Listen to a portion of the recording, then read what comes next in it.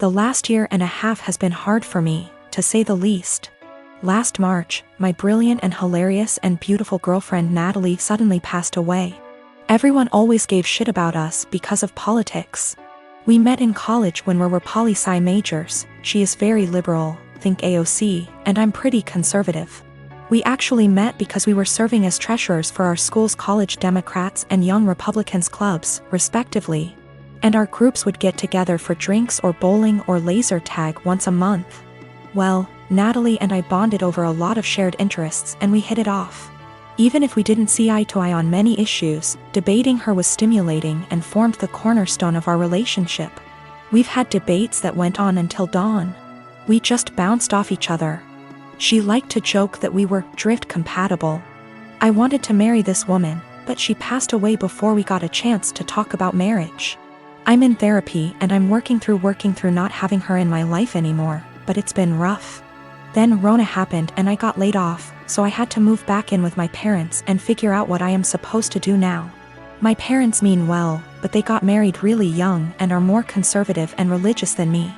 They've been trying to set me up on dates with single girls from their church since I moved back home. But I don't want to date these girls. No offense to them, but it's a small town in the American breadbasket. They don't share the same interests as me and it feels like their only goal in life is to be a good Christian wife and produce a lot of babies. Trying to talk to them about current events is excruciating for me. The girls my parents tried to set me up with take everything they read on Facebook or hear from Fox News for face value. It makes me miss Natalie and our debates more. My parents mean well. I know they want me to find a nice girl and settle down with her, but not like this. They are nothing like Natalie and never will be. I miss her, even if my folks didn't like her ideas.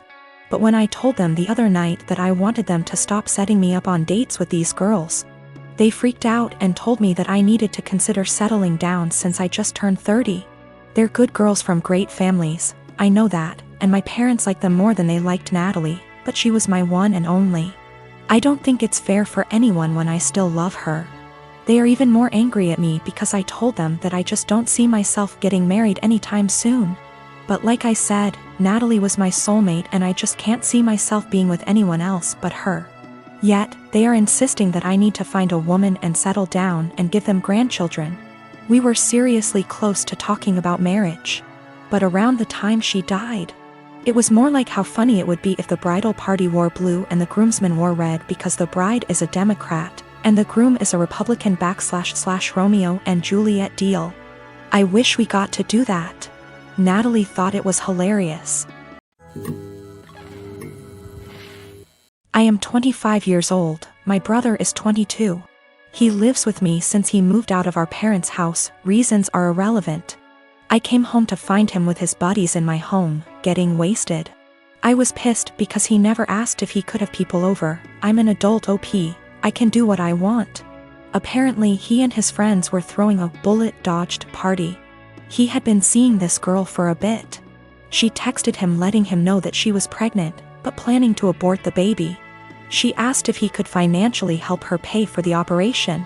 He blocked her. I was horrified. Apparently he and his brilliant friends decided that she had lied about taking birth control, because it's impossible for women to get pregnant if they're on the pill.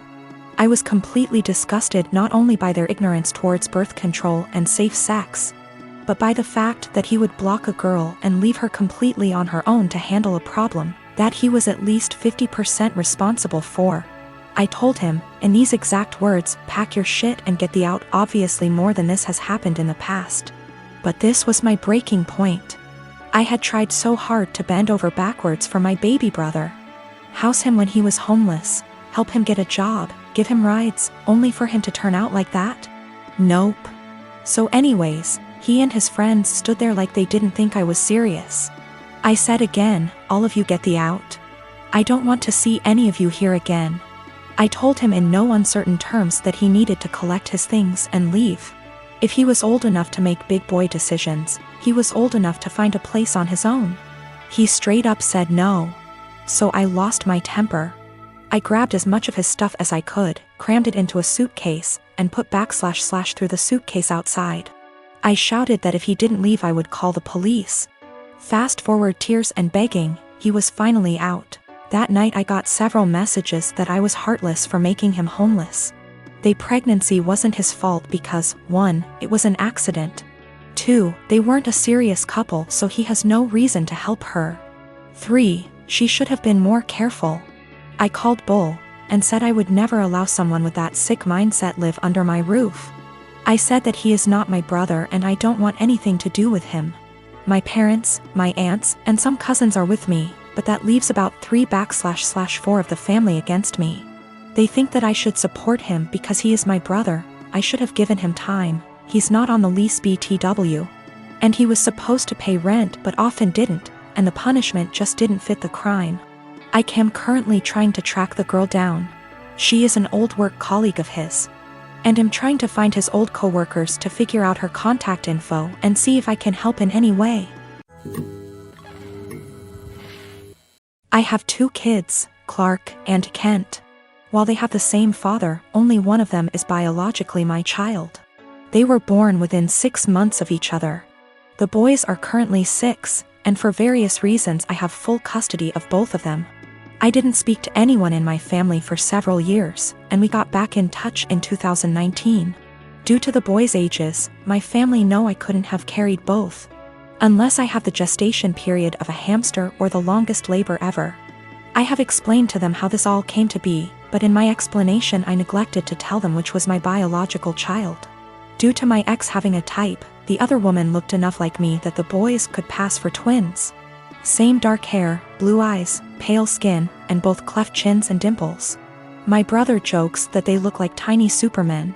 People who know them refer to them as twins because aside from a few minor differences, they're practically identical. Frankly, if they were closer in age and I'd had full custody of both from the time they were born, I suspect I would have mixed them up a lot as babies.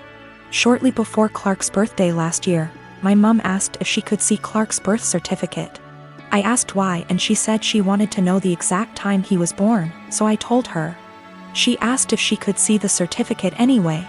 I asked why. She said she just wanted to check. I said I'm his mother, I know when he was born. Then she asked the same thing about Kent and we went through the same conversation all over again. Mum eventually admitted that she just wanted to see the birth mother's name on each certificate. Which isn't even how that works, and I told her as much. This led to an argument where my stance was that I'm their mother, biology is irrelevant. Mum says if biology is irrelevant then it's not a big deal to tell her which of them is biologically mine. I said if she's so hung up on biology, then clearly it's a big deal to her and I don't want it to be a big deal. Especially as the boys themselves don't know. Mum feels this is incredibly selfish, narcissistic, and overall wrong. She feels that if biology isn't such a big issue, then I should have no problem telling her whether Clark or Kent is my biological son. And that accusing her of potential favoritism or something similar with her bio-grandchild is an unfair judgment, with no actual reasoning to it. My boyfriend agrees that I shouldn't tell anyone at least until my sons have decided for themselves, if they want to know and want other people to know. But my entire family agree with Mum that I'm being unreasonably selfish and that my actions now are more likely to cause issues than Mum's potential actions later. My husband had a serious injury weeks ago. He's bedridden and his family come to see him every day. Mother-in-law keeps drilling what I need to do to make my husband comfortable but does nothing to help. Just visits every day and sits around expecting to be fed and entertained. Sometimes Bil, his wife and kids join them and turn the house into a mess. Yesterday Mil, her husband and son came again. They checked on my husband then went to sit in the living room for hours. I served them coffee and croissant. Hours later my husband threw up again, second time. I had to take care of changing his clothes and cleaning the sheets to avoid infections. I was exhausted. I came downstairs and mother-in-law looked at me and asked, "Hey, where's our dinner?" I was shocked that after seeing me go up and downstairs many times and cleaning and bringing new sheets and running the washing machine that she'd expect me to prepare dinner. I'd already eaten a sandwich at 6 and yogurt. I have problems with my stomach and stress and pregnancy made it worse. I'm 4 months in. I pointed at the kitchen and told her to help herself out. She gave me a look then said she didn't expect me to ask her to cook dinner at my house. I said I didn't expect her to ask me to cook dinner while I'm taking care of her son.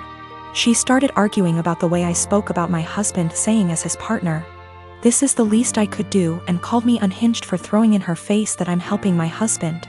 She got her husband involved, asking what his thoughts were on me making guests go hungry and forcing them to cook themselves, when this supposed to be my duty as a host homeowner. Father-in-law said they could order food and call it a day and yelled at my younger brother-in-law to stop playing on his phone and order food, but mother-in-law got mad and lashed out, criticizing me, saying I wasn't up to the challenge of taking care of my home and my guests like an adult. I lost it on her and told them to leave since she kept yelling, disrupting my husband's sleep. She left after saying she felt sorry for her son and grandbaby with an aggressive wife and a mother like me. She told everyone, and my older brother-in-law said he understood I'd a lot on my plate, but lectured me about how I should have respect for his mom, who was a guest, repeatedly saying if that was his wife she wouldn't have acted this way, and that I shouldn't use taking care of my husband against them. He asked me to apologize, but I didn't.